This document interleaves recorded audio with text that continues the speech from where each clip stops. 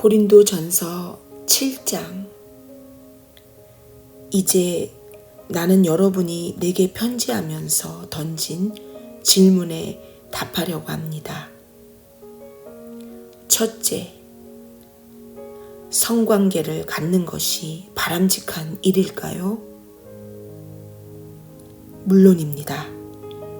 그러나 결혼이라는 확실한 관계 안에서만 그렇습니다. 남자가 아내를 얻고 여자가 남편을 얻는 것은 좋은 일입니다. 성적인 욕구가 강하다고 하지만 부부관계는 그 욕구를 다스릴 뿐 아니라 성적 무질서의 세상 속에서 균형 잡히고 만족스러운 성생활을 지켜줄 만큼 강합니다. 부부의 잠자리는 서로를 위한 자리가 되어야 합니다. 남편은 아내를 만족시키기 위해 힘쓰고 아내도 남편을 만족시키기 위해 힘써야 합니다. 부부관계는 자신의 권리를 주장하는 자리가 아닙니다. 부부관계는 침대 안에서든 침대 밖에서든 상대방을 섬기겠다는 결단입니다. 성관계의 절제는 부부가 기도나 금식에 전념하기 위해 서로가 동의하는 한에서만 일정 기간 허용될 수 있습니다. 그 기간에만 그렇게 해야 합니다. 정한 기간이 끝난 다음에는 다시 함께 하십시오. 여러분이 부부관계에 대한 기대를 접는 순간 사탄이 교묘하게 유혹하기 때문입니다. 나는 그 같은 절제의 시간을 가지라고 명하는 것이 아닙니다. 다만 여러분이 그런 기간을 갖고자 할 때에 필요한 최선의 조언을 제시하는 것뿐입니다. 가끔씩 나는 모든 사람이 나처럼 독신이기를 바랍니다. 그것이 여러 생활 방식 중에서 보다 단순한 생활 방식이기 때문입니다. 그러나 결혼 생활과 마찬가지로 독신 생활도 모든 사람에게 맞는 것은 아닙니다. 하나님께서 어떤 사람에게는 독신 생활을 선물로 주시고 어떤 사람에게는 결혼 생활을 선물로 주십니다. 하지만 결혼하지 않은 사람과 과부들에게 말합니다. 내가 그랬던 것처럼 홀로 지내는 것이 가장 좋을 것입니다. 그러나 욕구와 감정을 다스리지 못하겠거든 어서 결혼하는 것이 좋습니다. 결혼 생활이 수고롭기는 해도 홀로 살면서 정욕에 시달리는 것보다는 낫습니다. 이미 결혼한 사람들은 결혼 생활을 유지하십시오. 이것은 나의 명령이 아니라 주님의 명령입니다. 남편과 헤어진 여자는 홀로 지내든가 아니면 돌아가서 남편과 화해하는 것이 좋습니다. 남편도 아내를 버릴 권리는 없습니다. 여러분 중에는 믿지 않는 사람, 그리스도인이 아닌 사람과 결혼한 이들이 있는데 주님은 그들에게 이렇다 할 명령을 주지 않으셨습니다. 그러니 이렇게 하십시오. 믿는 남자에게 믿지 않는 아내가 있고 그 아내가 남편과 같이 살기를 원한다면 그녀와 함께 사십시오. 믿는 여자에게 믿지 않는 남편이 있고 그 남편이 아내와 같이 살기를 원한다면 그와 함께 사십시오. 믿지 않는 남편은 자기 아내의 거룩함을 어느 정도 나누어 갖게 되며 믿지 않는 아내도 자기 남편의 거룩함에 어느 정도 영향을 받게 마련입니다. 그렇지 않으면 그들의 자녀는 버림받은 상태가 되고 말 것입니다. 그 자녀들도 하나님의 영적인 목적에 포함되어 있습니다. 그러나 믿지 않는 배우자가 떠나가려고 하면 떠나가게 내버려 두는 것이 좋습니다. 필사적으로 붙잡을 필요가 없습니다. 하나님께서 우리를 부르신 것은 할 수 있는 한 평화롭게 살고 최선을 다해 살게 하려는 것입니다. 아내 여러분, 여러분이 이같이 함으로써 남편을 여러분과 하나님께로 돌아오게 하는지도 모릅니다.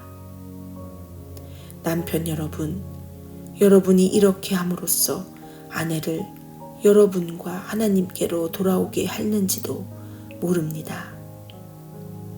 그러니 여러분은 어딘가 다른 곳에 있기를 바라거나 누군가 다른 사람과 살았으면 하고 바라서는 안 됩니다. 여러분이 지금 있는 곳이야말로 하나님께서 여러분을 위해 마련해 주신 삶의 자리입니다. 바로 거기에서 살고 순종하고 사랑하고 믿으십시오. 여러분 삶의 가치를 결정하는 것은 하나님이시지 결혼 여부가 아닙니다. 내가 다른 사람들보다 여러분에게 더 엄하다고 생각지 마십시오. 나는 모든 교회에 똑같이 조언하고 있습니다. 하나님께 부르심을 받을 때 여러분이 유대인이었습니까? 그렇다면 유대인이라는 증거를 없애려고 하지 마십시오. 하나님의 부르심을 받을 때 여러분이 이방인이었습니까? 그렇다면 유대인이 되려고 하지 마십시오. 유대인인지의 여부가 중요한 것이 아닙니다. 정말 중요한 것은 하나님의 부르심에 순종하고 그분의 계명을 지키는 것입니다. 하나님께서 여러분의 이름을 부르실 때 여러분이 있던 바로 그 자리에 머무르십시오. 여러분이 종이었습니까? 종의 신분이 순종이나 믿음의 걸림돌이 되는 것은 아닙니다. 내 말은 여러분이 옴짝달싹 못하게 매여 있으니 벗어날 수 없다는 뜻이 아닙니다. 자유인이 될 기회를 얻게 되거든 속히 그 기회를 붙잡으십시오. 나는 여러분이 새로운 주인을 모시면 여러분이 꿈에도 생각지 못했던 놀라운 자유를 경험하게 될 것이라고 말씀드리는 것입니다. 다른 한편으로 그리스도께서 여러분을 부르실 때 여러분이 자유인이었다면 여러분은 꿈에도 생각지 못했던 하나님께 종이 되는 기쁜 경험을 하게 될 것입니다. 종이든 자유인이든 간에 한때 여러분 모두는 제약된 사회의 볼모로 잡혀 있었습니다. 그때 하나님께서 여러분의 몸값으로 어마어마한 금액을 치르셨습니다. 그러니 여러분은 다른 사람이 시키는 대로 행하던 옛 습관으로 돌아가지 마십시오. 친구 여러분, 여러분이 부름받았던 그 자리에 머무르십시오. 하나님께서 그 자리에 함께 계십니다. 고상한 자세를 견지하고 하나님 곁에 머무르십시오. 주님께서 처녀들과 관련해서는 이렇다 할 지침을 주지 않으셨습니다. 그러나 주님의 크신 자비를 경험하고 줄곧 그분께 충성한 사람으로서 드리는 나의 조언을 여러분은 신뢰할 수 있을 것입니다. 지금 사방에서 우리에게 가해져 오는 압박이 있으니 나는 여러분이 현재 상태로 살아가는 것이 가장 좋겠다고 생각합니다. 결혼했습니까? 그렇다면 결혼한 상태로 살아가십시오. 미혼입니까? 그렇다면 미혼인 상태로 살아가십시오. 그러나 여러분이 처녀이든 아니든 결혼하는 것이 죄는 아닙니다. 내가 말씀드리려는 것은 이미 우리를 압박하는 일이 많은 이 시대에 여러분이 결혼하면 더 많은 스트레스를 받게 되리라는 것입니다. 가능하다면 나는 여러분을 붙잡고 말리고 싶습니다. 친구 여러분, 나는 시간이 아주 중요하다는 점을 말씀드리고 싶습니다. 낭비할 시간이 없으니 여러분의 삶을 쓸데없이 복잡하게 만들지 마십시오. 결혼 생활이든 슬픈 일이나 기쁜 일을 만나든 무슨 일을 하든지 단순하게 사십시오. 쇼핑 같은 평범한 일을 할 때에도 그렇게 하십시오. 세상이 여러분에게 억지로 떠맡기는 일은 가급적 삼가십시오. 여러분도 보다시피 이 세상은 소멸해 가고 있습니다. 나는 여러분이 할 수 있는 한 복잡한 일에서 벗어나 살아가기를 바랍니다. 미혼이면 여러분은 주님을 기쁘시게 해드리는 일에 마음껏 집중할 수 있습니다. 결혼한 사람은 자잘한 집안일과 배우자를 기쁘게 하는데 매이게 되고 신경 써야 할 수많은 요구에 매이게 됩니다. 미혼인 사람은 결혼한 사람이 서로를 돌보고 부양하기 위해 기울이는 시간과 에너지를 하나님의 온전하고 거룩한 도구가 되는데 쏟을 수 있습니다. 나는 여러분에게 도움을 주어 그 일을 가급적 용이하게 하려는 것이지 더 어렵게 하려는 것이 아닙니다. 내가 바라는 것은 여러분이 주님과 많은 시간을 보내면서 크게 주의를 빼앗기지 않는 생활 방식을 발전시켜 가는 것입니다.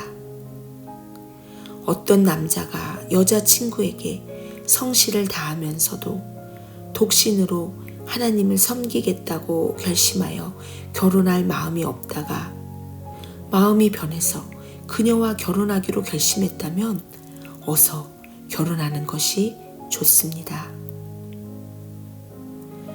결혼이 죄가 되는 것도 아니고 일부 사람들이 말하는 것처럼 독신 생활보다 한 단계 낮은 것도 아닙니다. 그러나 어떤 남자가 하나님을 섬기기 위해 홀로 지내기로 결심했고 그 결심이 다른 사람들의 강요가 아니라 자신의 확신에 따른 것이라면 그는 홀로 지내는 것이 좋습니다. 결혼 생활은 도덕적으로나 영적으로 바르며 어느 모로 보나 독신 생활보다 낮은 차원의 삶이 전혀 아닙니다.